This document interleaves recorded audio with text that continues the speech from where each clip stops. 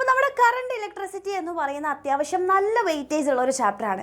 ഈ ഒരു ചാപ്റ്ററിൽ നിന്നും നിങ്ങൾ മിസ് ഈ പറഞ്ഞു തരാൻ വേണ്ടി പോകുന്ന ഈ ഒരു ടോപ്പിക്ക് നിങ്ങൾ ഒരിക്കലും മക്കളെ പഠിക്കാതെ എക്സാം ഹാളിലേക്ക് പോകാൻ പറ്റില്ല. കാരണം വളരെ ഫ്രീക്വൻ്റ് ആയിട്ട് റിപ്പീറ്റഡ് ആയിട്ട് ചോദിക്കുന്ന ഒരു ഭാഗമാണ് നമ്മൾ ഈ കറണ്ട് ഇലക്ട്രിസിറ്റിയിൽ. നിങ്ങൾ ഓൾറെഡി തമ്പിൽ കണ്ടിട്ടുണ്ടാവും. എന്താ? Temperature dependence on resistivity. Temperature നമ്മൾ കൂട്ടുമ്പോൾ റെസിസ്റ്റിവിറ്റിക്ക് എന്താണ് സംഭവിക്കുന്നത്? റെസിസ്റ്റിവിറ്റി എന്ന് പറയുന്നത് ടെമ്പറേച്ചറിനെ ഡിപ്പെൻഡ് ചെയ്യുന്നുണ്ടെന്നുള്ള കാര്യം നമുക്കറിയാം.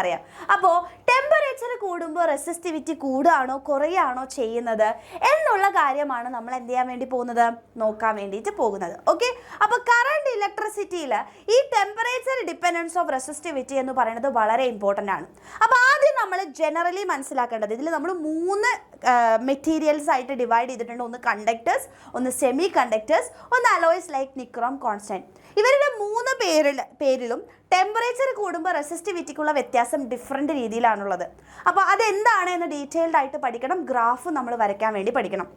സോ ഫസ്റ്റ് ഓഫ് ഓൾ, ഒരു മെറ്റീരിയൽ എടുത്തു കഴിഞ്ഞാൽ അതിൻ്റെ ടെമ്പറേച്ചർ നമ്മൾ കൂട്ടുകയാണ്, അഥവാ അതിനെ നമ്മൾ ഹീറ്റ് ചെയ്യുകയാണെന്ന് വിചാരിക്കുക. അപ്പോൾ ഹീറ്റ് ചെയ്യുമ്പോൾ അവിടെ എന്താണ് സംഭവിക്കുന്നത് എന്നാണ് നമ്മൾ ആദ്യം മനസ്സിലാക്കേണ്ടത്. ഓക്കെ, അപ്പോൾ ഫസ്റ്റ് ഓഫ് ഓൾ നിങ്ങളൊരു മെറ്റീരിയൽ ആലോചിക്കുക.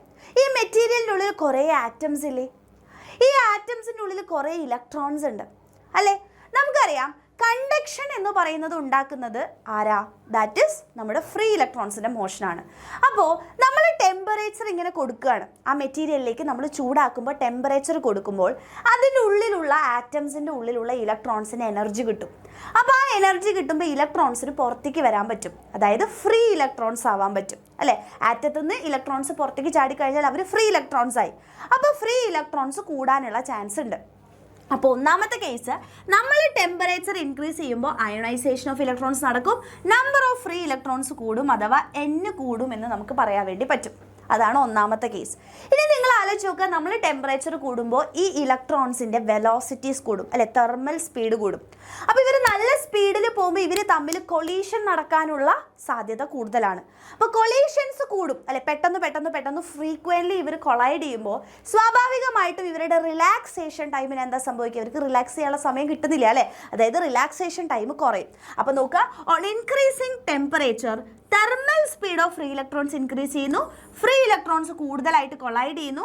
അതുകൊണ്ട് തന്നെ കൊളീഷൻ്റെ ഇടയിലുള്ള സമയം കുറയുന്നു. കൊളീഷൻ്റെ ഇടയിലുള്ള സമയം മീൻസ് ദാറ്റ് ഈസ് ടോ കുറയുന്നു. ഇത് രണ്ടുമാണ് സംഭവിക്കുന്നത്.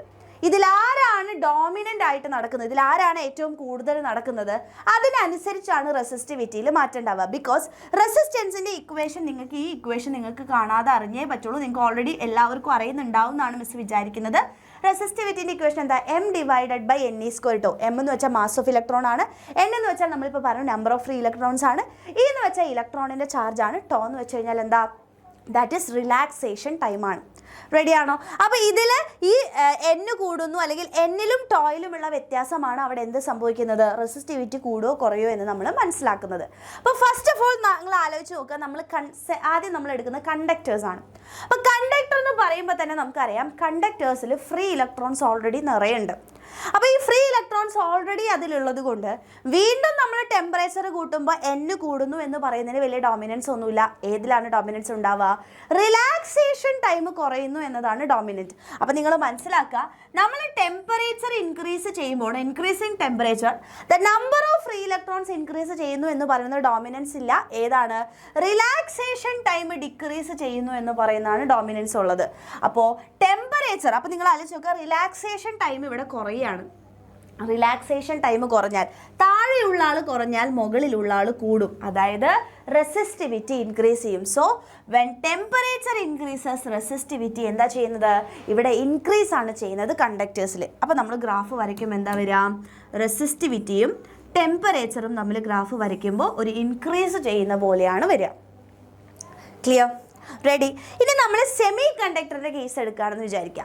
സെമി കണ്ടക്ടറിൻ്റെ കേസിൽ ഇതേപോലെ തന്നെ നമ്മൾ ടെമ്പറേച്ചർ കൂട്ടുമ്പോൾ നമുക്കറിയാം സെമി കണ്ടക്ടർ എന്ന് വെച്ചാൽ അതിൻ്റെ ഉള്ളിൽ ഓൾറെഡി ഫ്രീ ഇലക്ട്രോൺസ് വളരെ കുറവാണ്. ഓക്കെ, അപ്പോൾ അതുകൊണ്ട് ഇവിടെ നമ്മൾ ടെമ്പറേച്ചർ കൂട്ടുന്നു എന്ന് പറയുമ്പോൾ ആദ്യം തന്നെ ഇലക്ട്രോൺസ് പുറത്ത് ചാടി ഫ്രീ ഇലക്ട്രോൺസ് ആവാനുള്ള ടെൻഡൻസിയാണ് കൂടുതൽ ഉണ്ടാവുക. അതായത് നമ്പർ ഓഫ് ഫ്രീ ഇലക്ട്രോൺസ് കൂടുന്നു എന്നാണ് ഇവിടെ ഡോമിനൻസ് കേട്ടോ. അപ്പോൾ നോക്കുക, the number of free electrons increases is significant than decrease in, അതായത് n കൂടുന്നു എന്നുള്ളതാണ് സിഗ്നിഫിക്കൻറ്റ്. അപ്പോൾ ഇവിടെ n കൂടുന്നു, താഴെയുള്ള ആൾ കൂടിക്കഴിഞ്ഞാൽ മുകളിലുള്ള ആൾ സ്വാഭാവികമായിട്ടും കുറയും. അപ്പോൾ n കൂടിയാൽ റെസിസ്റ്റിവിറ്റി കുറയും. അപ്പോൾ എന്താ ഉണ്ടാവുക? As temperature increases resistivity decreases. അപ്പോൾ റെസിസ്റ്റിവിറ്റിയും ടെമ്പറേച്ചറും തമ്മിൽ ഗ്രാഫ് വരയ്ക്കുമ്പോൾ ഇങ്ങനെയാണ് ഗ്രാഫ് വരിക. ഓക്കെ, ഇങ്ങനെയുള്ള ഒരു ഗ്രാഫാണ് ഉണ്ടാവുക കേട്ടോ. As temperature increases resistivity will decrease എന്ന് മനസ്സിലാക്കുക. ഇനി അടുത്തതാണ് നമ്മുടെ കണ്ടക്ടേഴ്സ് ലൈക്ക് നിക്രോം, കോൺസ്റ്റൻറ്റൈൻ, അതേപോലെ തന്നെ എന്താണ് മാംഗനൈൻ പോലെയുള്ള ആൾക്കാരുണ്ട് അല്ലേ. ഇവരുടെ പ്രത്യേകത എന്ന് വെച്ച് കഴിഞ്ഞാൽ ഇവിടെ n കൂടുന്നു n കുറയുന്നു എന്ന് പറയുന്നത് ഈക്വൽ ആയിട്ടാണ്. അപ്പോൾ ഒരാൾ കൂടിയാൽ അടുത്ത ആൾ കുറയുന്നുണ്ട്. സോ സ്വാഭാവികമായിട്ടും ഇയാൾ കുറയുന്നു ഇയാൾ കൂടുന്നു എന്ന് പറയുന്നത് ഈക്വലി നടക്കുന്നത് കൊണ്ട് റെസിസ്റ്റിവിറ്റിക്ക് പ്രത്യേകിച്ച് വ്യത്യാസമൊന്നും ഉണ്ടാവില്ല. സോ ആസ് ടെമ്പറേച്ചർ ഇൻക്രീസസ് എന്താ, റെസിസ്റ്റിവിറ്റി ഈസ് ഇൻഡിപെൻഡൻ്റ് ആണ്. Resistivity is independent of temperature ആണ്. അപ്പോൾ നമ്മൾ റെസിസ്റ്റിവിറ്റിയും അതേപോലെ തന്നെ ടെമ്പറേച്ചറും തമ്മിൽ നമ്മൾ ഗ്രാഫ് വരച്ചു കഴിഞ്ഞാൽ എന്താ സംഭവിക്കുക? ഒരു കോൺസ്റ്റൻ്റ് രീതിയിലാണ് വരിക.